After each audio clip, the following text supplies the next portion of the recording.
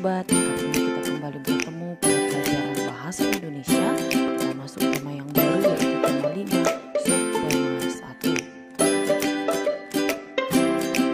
1. Yang pertama kita bahas yaitu menjawab pertanyaan berdasarkan bacaan. Untuk dapat menjawab pertanyaan dengan tepat, pahami isi bacaan dengan cara menemukan semua informasi penting dalam bacaan. Ya, apa itu informasi? Informasi adalah sekumpulan data atau fakta yang diolah sehingga memiliki arti dan dapat dipahami oleh pembaca. Suatu pertanyaan biasanya mengandung kata tanya seperti berikut ini. Kata tanya apa digunakan untuk menanyakan benda atau peristiwa. Kata tanya siapa digunakan untuk menanyakan tokoh di dalam cerita. Kata tanya di mana digunakan untuk menanyakan tempat. Kata tanya kapan digunakan untuk menanyakan waktu.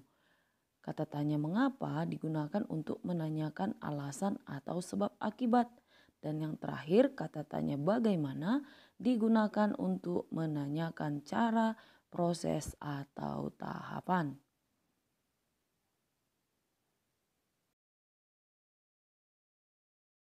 Biasanya jawaban dari pertanyaan bisa tersurat atau tersirat di dalam teks.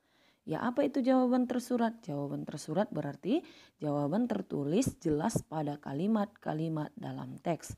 Sementara jawaban tersirat berarti jawaban harus disimpulkan dulu berdasarkan informasi dalam teks.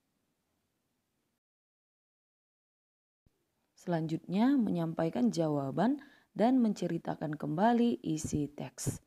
Menyampaikan jawaban. Ya, untuk menjawab pertanyaan dengan tepat, terlebih dahulu baca dan pahami isi bacaan dengan baik. Cara membaca yang baik adalah dengan membaca dalam hati atau tidak bersuara. Dengan membaca dalam hati, kita dapat lebih cermat mencari hal-hal penting di dalam teks tersebut serta menjawab pertanyaan yang diberikan. Menceritakan kembali isi teks. Ya, menceritakan kembali isi teks dapat dilakukan dengan merangkai kembali jawaban-jawaban yang ditulis menggunakan bahasa yang baik dan berurutan. Jika menceritakan kembali dalam bentuk lisan, sebaiknya menceritakan dengan lafal dan intonasi yang jelas sehingga informasi dapat dipahami baik oleh pendengar. Selanjutnya menjelaskan informasi dari teks yang dibaca. Ada pun langkah-langkah untuk mengidentifikasi informasi dari suatu teks. Pertama, perhatikan judul teks. Yang kedua, bacalah teks dengan seksama. Yang ketiga, temukan semua kata kunci dalam tiap paragraf. Yang keempat, pahamilah kalimat utama yang mengandung kata kunci tersebut. Yang kelima, semua kalimat utama yang kita temukan merupakan informasi penting dari teks tersebut.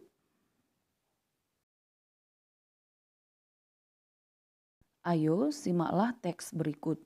Tuanku Iman Bonjol yang memiliki nama lengkap Muhammad Sahab merupakan salah satu pahlawan Indonesia.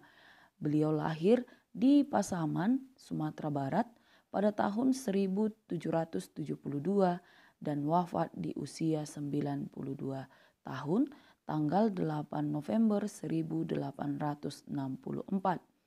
Peto Syarif adalah panggilan ketika remaja.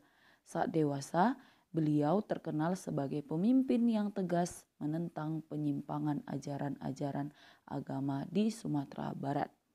Ya, informasi penting yang bisa kita ambil dari teks di atas adalah nama lengkap Tuanku Iman Bonjol adalah Muhammad Sahab. Yang kedua, Tuanku Iman Bonjol lahir di Pasaman tahun 1772 dan wafat pada tahun 1864 di usia 92 tahun.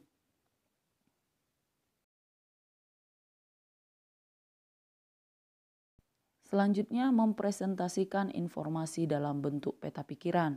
Ya, apa itu peta pikiran? Peta pikiran merupakan suatu cara menyajikan konsep, ide, atau informasi lainnya dalam bentuk diagram.